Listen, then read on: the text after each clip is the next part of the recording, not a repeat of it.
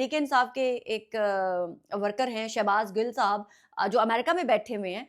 उन्होंने हमारी London high court का वो हाल सुनाया जहां वो मौजूद भी नहीं थे।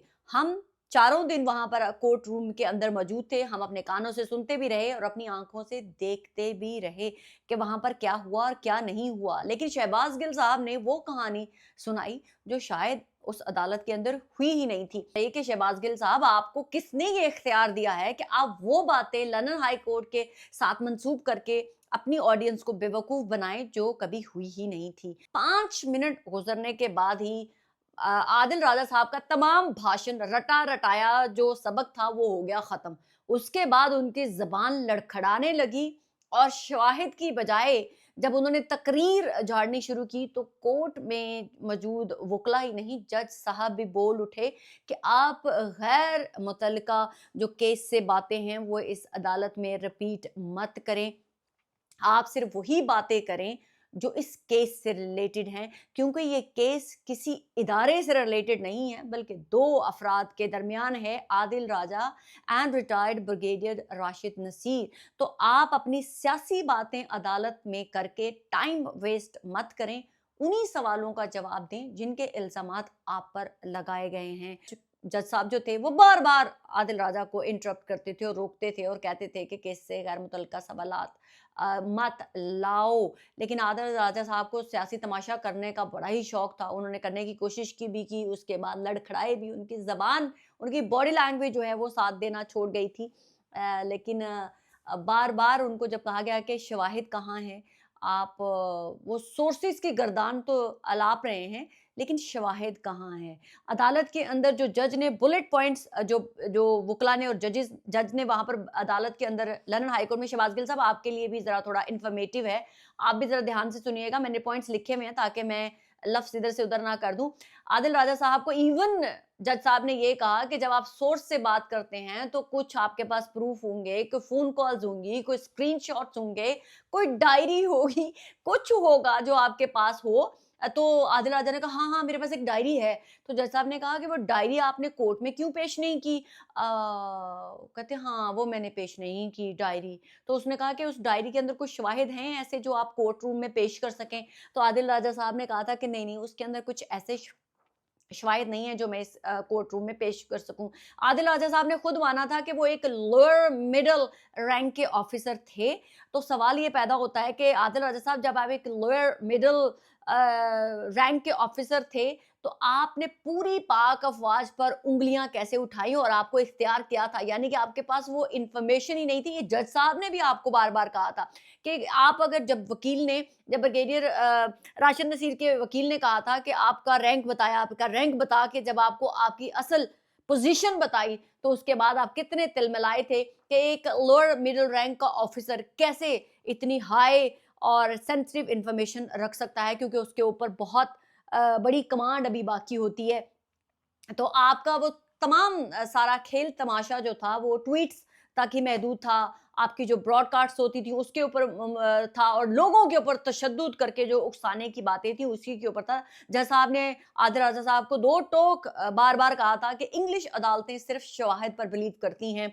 अब वो शवाहिद मांगती हैं, कहानियों और झूठे बयानियों पर बिलीव नहीं करती है। ये आदिल राजा साहब आपको जज साहब ने कहा था। अब आ जाती हूँ मैं कि जो इन्होंने बात की शहबाज गिल साहब ने कि जनाब आदिल राजा साहब ने ब्रिगेडियर राशिद नसीर को वो सब कहने पे मजबूर कर दिया जो वो कोई आम बंदा नहीं कर सकता था।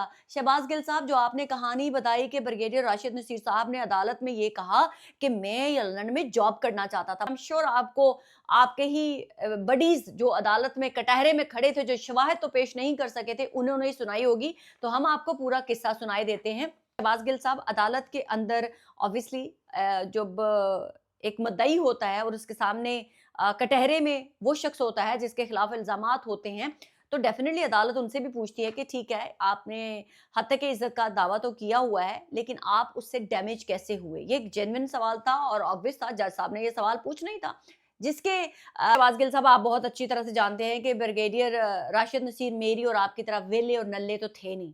वो एक हाई प्रोफाइल शख्स थे और पाकिस्तान की सबसे टॉप एजेंसी के लिए काम करते थे और उनकी जो वैल्यू है वो I am sure Shahbaz Gill साहब आपकी, मेरी या आदिल राजा साहब की तरह तो थी नहीं। अब आपको पता है कि जो कोई इतने सेंसिटिव पोर्टफोलियो को जब रखता है तो उसकी डिमांड भी उसके उस पोर्टफोलियो के मुताबिक ही फ्यूचर में होती है। अब ये तो हो नहीं सकता कि आदिल राजा साहब की तरह वो भाग के तो फेक न्यूज़ फैलाएँ या झूठ बोल के लोगों को अपनी चर्ब ज़बानी से गर्विदा करने की कोशिश करें। शहबाज गिल साहब वो भी आपकी तरह तो ये कर नहीं सकते थे कि पाकिस्तान से भाग जाएँ और यूट्यूब पे बैठ के पैसे कमाएँ। ऑब्वियसली वो एक फौजी ऑफिसर थे और आईएसआई के लिए काम करते थे, तो उनकी वैल्यू इंटरनेशनली सबको पता थी कि कितनी होती है। तो जो प्रोफाइल जिनका इतनी टॉप एजेंसीज़ के साथ जिन्होंने काम किया हो, स्पेशली पाकिस्तान की टॉप एजेंसी आईएसआई के साथ काम करने वाले ऑफिसर की डिमांड भी उनके मुताबिक ही होगी, तो डेफिनिटली उनको जॉब अपॉर्चुनिटीज़ भी थी हाई प्रोफाइल के लिए। लेकिन जब आपके आदिल राजा साहब ने उनको जो है सोशल मीडिया की ज़ीनत बना दिया, उनके बच्चों को धमकियाँ दी, उनकी फैमिली की तस्वीर लगाई गई, तो डेफ़िनेटली जो उनको डिफ़ेम करने की कोशिश की गई, तो जो उनकी डिमांड थी, जो उनका पोर्टफोलियो था, उसके अकॉर्डिंग जो उनके कोलीग्स थे, जो दुनिया भर में जाते हैं, ऑफ़िसर्स ट्रेनिंग के लिए भी जाते हैं, दूसरों को ट्रेन करने के लिए भी जाते हैं और हाई जो बड़ी मीटिंग्स होती हैं, उसको अटेंड करने के लिए भी जाते हैं, तो एक-दूसरे का लिंक बन जाता है। और जब आदिल राजा साहब ने उनके मुतालिक जो है वो फेक स्टोरी सोशल मीडिया पर डाली, जिसकी वजह से वो अफेक्ट हुए, जिसकी वजह से शायद जो बड़ी एजेंसीज़, बड़ी गवर्नमेंट जो है उनको उनकी सर्विसेज़ के लिए हायर कर सकती थी, उसकी वजह से उनका जो है वो पोज़ीशन कॉम्प्रोमाइज़ हुई और अफेक्ट हुई, जिसकी वजह से उनसे सवालात हुए। लोगों ने उनसे पूछा कि ये शख्स जो एक अपने आप को कहता है कि वो पाक अफ़वाज का एक मेजर है, क्या आपसे मुतल्लिक की गई बातों में सच्चाई है? तो डैमेज तो होता है। तो ये वो बात थी जो ब्रिगेडियर साहब ने बताई कि मेरे पास ये अपॉर्च्युनिटीज़ थीं, जो मैं अवेल कर सकता था। आप मुझे बताएँ कि क्या उन्होंने आपकी तरह कोई बैठ के यूट्यूब चैनल खोलना था शहबाज गिल साहब? उन्होंने भी डेफ़िनिटली कहीं न कहीं जॉब तो करनी थी। हमारा यूके का प्राइम मिनिस्टर जो है वो अपनी जब अब अपनी जॉब से जाता है, अपने अपने पोर्टफोलियो से हटता है, तो कहीं न कहीं जाके जॉब ही करते हैं। तो वो कोई गैर कानूनी काम नहीं करते जो आपने ये बताने की कोशिश की कि पाकिस्तान के जो रिटायर्ड ब्रिगेडियर राशिद नसीर हैं, वो बरतानिया में जॉब करना चाहते थे। एक्सक्यूज़ मी, वो जॉब ही होती है, हलाल मेहनत से पैसे जॉब करना ही कहते हैं। क्योंकि इतने बड़े हाई ये यूट्यूब के धंधे से बाहर निकलें और जाके पाकिस्तान में ज़रा बैठ के लड़ें, तो फिर मर्द मुजाहिद आपका पता भी चले। वहाँ बैठ के आपकी ज़बानें नहीं खुलती थी। पाकिस्तान छोड़ने के बाद आप जो है वो क्या कहते हैं 30 मार खान बन जाते हैं और आप लोग कहते हैं हम ये कर देंगे, हम वो कर देंगे। डेफ़िनिटली पाकिस्तान का हर वो ऑफ़िसर जो पाकिस्तान की पाक अफ़वाज को सर्व कर चुका हुआ है और अपने उस मकाम तक पहुँचता है जिसके बाद उनको लगता है कि वो एक असासा है पाकिस्तान के लिए भी और पूरी दुनिया भर से जो हाई इन्फ्लुएंशियल एजेंसीज़ भी होती हैं, गवर्नमेंट्स भी होती हैं, वो चाहती हैं कि उनके एक्सपीरियंस को जो है वो यूज़ करके अपने मुल्क के लिए भी बेहतर से बेहतर बनाया जा। शहबाज गिल साहब नेक्स्ट टाइम आप अपने इन लौड़े लपाड़ों से राइट इन्फॉर्मेशन ले लिया करें कि लंदन हाई कोर्ट में क्या हुआ था। अभी तो बाय द वे मैं वो भी बताऊँगी जो आपके चर्ब ज़बान जो है क्या नाम है उनका शहज़ाद अकबर शैतान जो हैं उन्होंने क्या बोला था कोर्ट के अंदर और क्या नहीं बोला था। बहरहाल आदिल राजा साहब तो कोर्ट के अंदर कोई भी शवाहिद पेश करने में नाकाम रहे थे। आगे जो कोर्ट का फैसला होगा वो भी आपको पता चल जाएगा। फिर हमारी कही हुई बातें और आपकी बताई हुई जो कहानियाँ हैं उनके ऊपर से भी पर्दा उठ जाएगा कि सच कौन बोल रहा था और झूठ कौन बोल रहा था। पाकिस्तान ज़िंदाबाद।